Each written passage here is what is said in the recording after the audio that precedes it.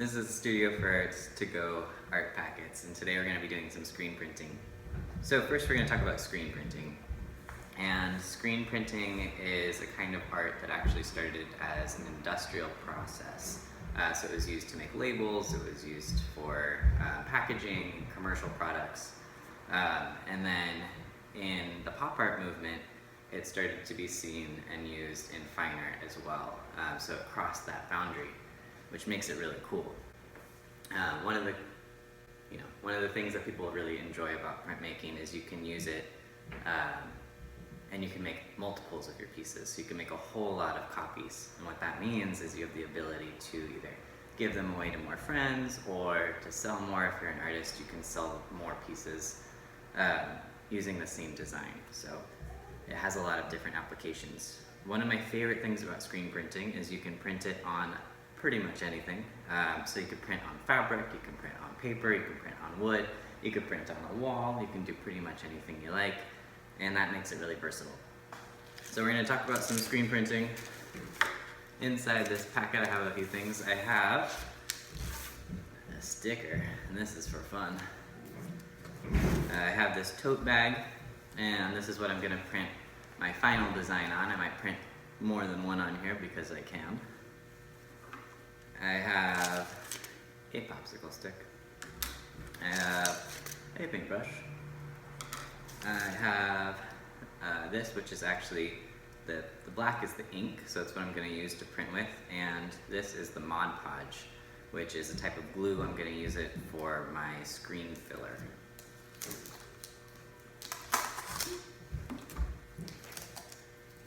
I also have a piece of paper, an embroidery hoop with mesh, a sharpie, and a piece of cardboard. So we'll get into what all these tools do as we need them. The first thing that I'm going to do though is talk about the screen. So the screen has lots of holes.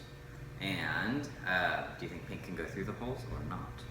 So the paint has the ability to go through the holes. It can be pushed through those spaces. And what we'll do is we'll use the Mod Podge and we'll block out certain areas. So the Mod Podge tells the paint to stop, and the holes let the paint through. So there's areas where the paint can go and there's areas where the paint can't go, and using that we can actually create a design that we can print on other things. So that's what we want to keep in mind. The other thing is the screen is made of lots of holes and it's a weave. So if the weave is a little bit bigger, I like to think of it like pixels. So if it has big holes, then your image will look more pixelated. So you won't be able to get as fine of a curve. Your lines might need to be a little bit more bold. Whereas if you have a really small mesh, you can get more detail, more design. So this one is one where I'm not going to be able to get a lot of little teeny tiny design. I want to make sure that my image is big and bold and it has that more of a pop art feel to it anyway. So I'm going to take my piece of paper, and this can be the hardest part. I need to think of what I want to put on this bag. So for today, one thing that I really love is robots, so I'm going to draw a robot. And again, I want to think of something that can be big enough that I can have it show up instead of it looking like a little bit of a blob. I also can use this screen because sometimes it's hard to figure out how big to make it. So I can use my screen and put it on top, and if I trace that, that'll give me a size. So I know that I can't make it any bigger than this. So I just traced it. I have that. I'm going to draw my robot. My robot is going to be running.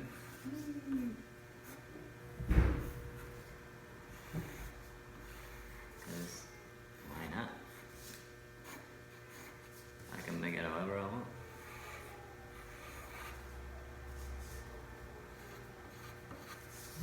Sometimes if I get stuck on figuring out what to draw, I will start just with a line and see what it turns into. Or I can do things like think of a letter of the alphabet and then try and think of words that start with that letter and draw one of those. Or I can draw something like my favorite animal, because it can be hard to figure out how to start. Alright, so I have a little running robot, and now that I have my design, I'm going to make sure it fits in the screen, so I put it on there. Oh, it's tight, it'll fit, but barely. And now what I want to do is I'm going to use my Sharpie. I'm going to take the Sharpie and trace over my lines.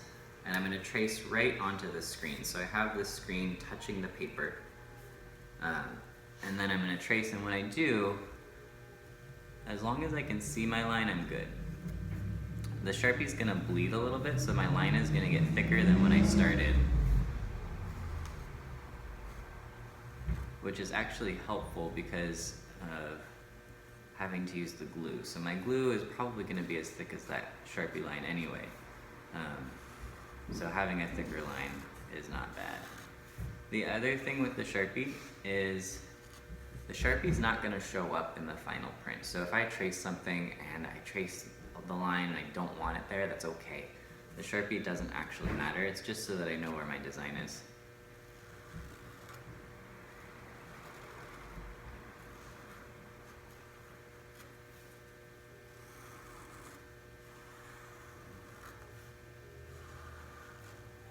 Again, I have a design that's pretty big. It takes up the whole entire hoop.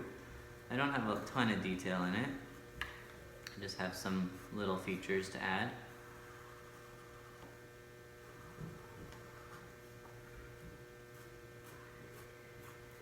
Alright, so now I have my design traced. Just a line drawing. I can put my Sharpie down. So I'm going to take my hoop, and this is where we're going to start to use the glue. So I'm going to take this and I'm going to flip it upside down so that I have it where the hoop is resting on the table and the fabric is up. And the reason that I'm doing this is because if I do it with my screen side down and the screen is touching the table, I'll end up accidentally gluing into the table, and I don't want to do that. So I'm going to take this, flip it over. If you're worried about getting glue on whatever it is you're working on, take your little your scratch paper, your drawing paper, and you can put that underneath, and it just helps as a protective layer. So now I'm going to take my Mod Podge, my glue, and Mod Podge is a fun word to say. I think Mod Podge. And then I'm going to take my brush, my glue brush, and what I'm going to do is I'm going to very carefully try and paint on top of my lines. So this is going to give me, in the end, my print will be, it's called a negative. So my lines will be white, and everything else is going to be the color of my ink, which is black.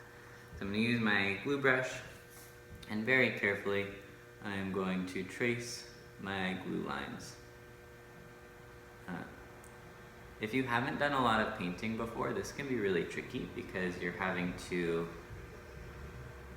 make some small lines. So there's a few things that I suggest that help a lot. One is I always want to be pulling with my brush.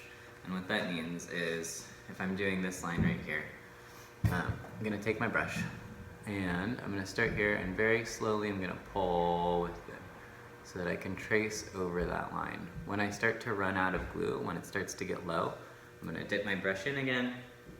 I can wipe the excess off because I don't want a big blob either, then I'll just have a blobby robot.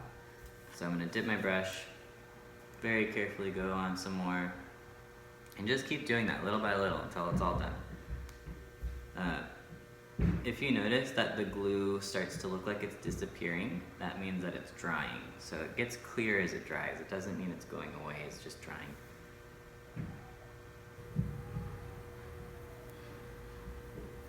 So I'm dipping it a lot, tracing on top of my line, always pulling with my line. If I push, the hairs do this. They go all over the place, and then I can't control it very well. It doesn't do what I want, it just does it crazy lines. So little by little.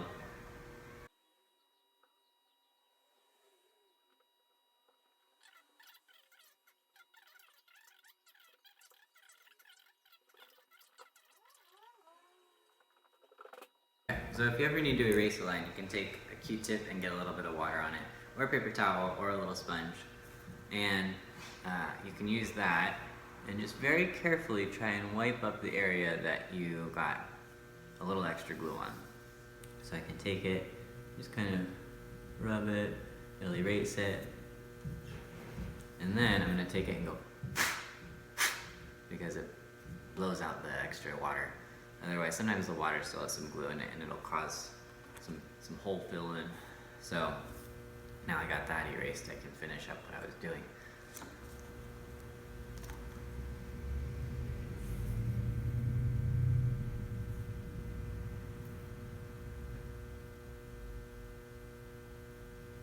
Alright, I'm going to do a final check and just hold it up to the light and see if I notice that there's a spot that I forgot to glue. If you see any little speckly areas, that means that it's an empty hole. I think it looks okay. Right now I'm gonna wait for it to dry. I don't want the glue to dry in my brush. If it dries, it won't come out right. So I'm gonna just kind of scrape it off. I can put the cap on just in case I want to ever use this later. And then I'm gonna go take my brush and wash it in the sink and make sure to get all the glue out. I can use soap if I want to, just to make sure. If I'm super patient, I can just hang out and go do something, go play outside, and then come back. Or I can use a hairdryer. The parent might have a hairdryer, they might not. If they don't, just let it sit outside. If it's sunny, it'll dry pretty fast. If it's cold and rainy, it might take a little longer. I'm gonna use the hairdryer for myself though. So always make sure to ask your parent before you go and use one of their tools. So I'm gonna use this hairdryer. This one's used for a lot of art, which is why it's covered in all sorts of art things. If you're using a hairdryer, make sure that you're using it and not going so close to the screen, because sometimes if you get too close, it'll get hot and it'll start to melt a hole in it. The other thing is, this part, the back of it, you wanna make sure you leave it uncovered, because that's how the hairdryer breathes and we don't wanna cause the hairdryer to break. So I'm gonna take my hairdryer, I'm gonna turn it on warm or hot and let it dry.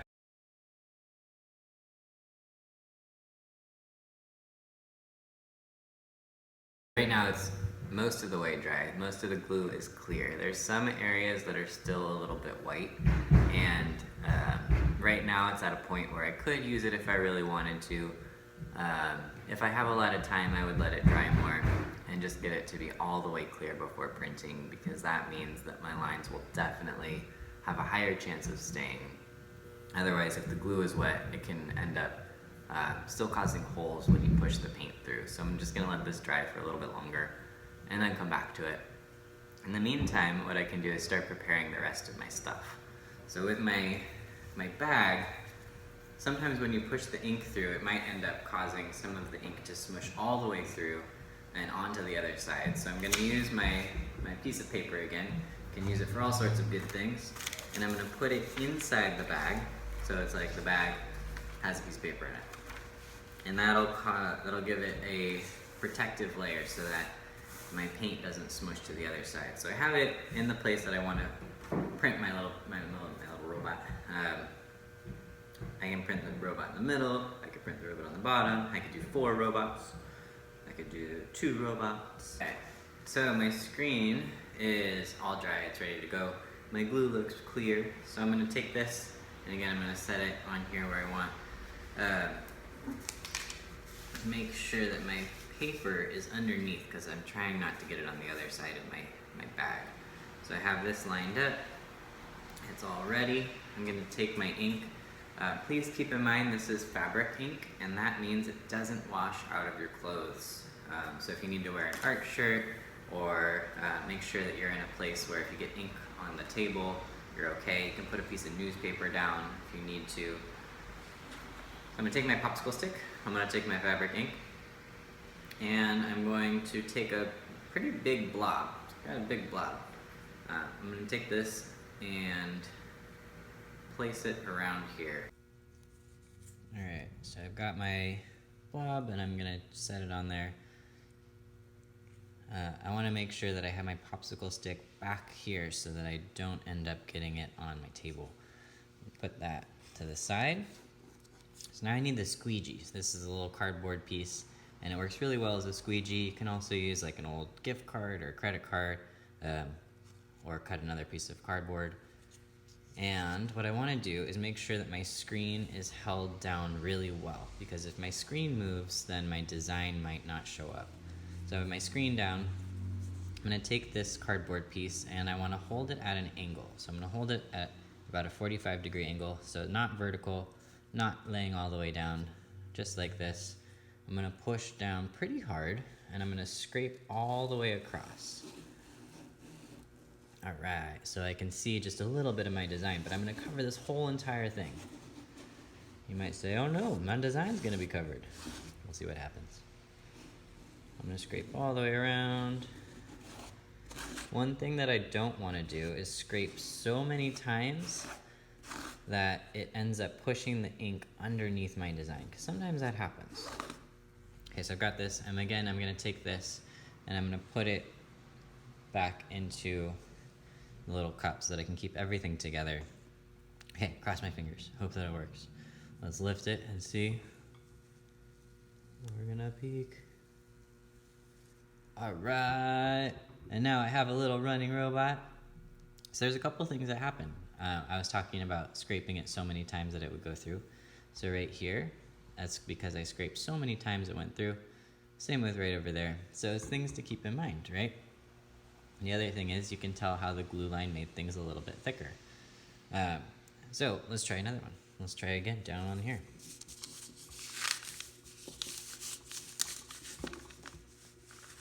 I have to move my paper so that I don't get it onto the other side of the fabric. I'm gonna have another robot here. And I'm gonna do the same thing. I'm gonna take my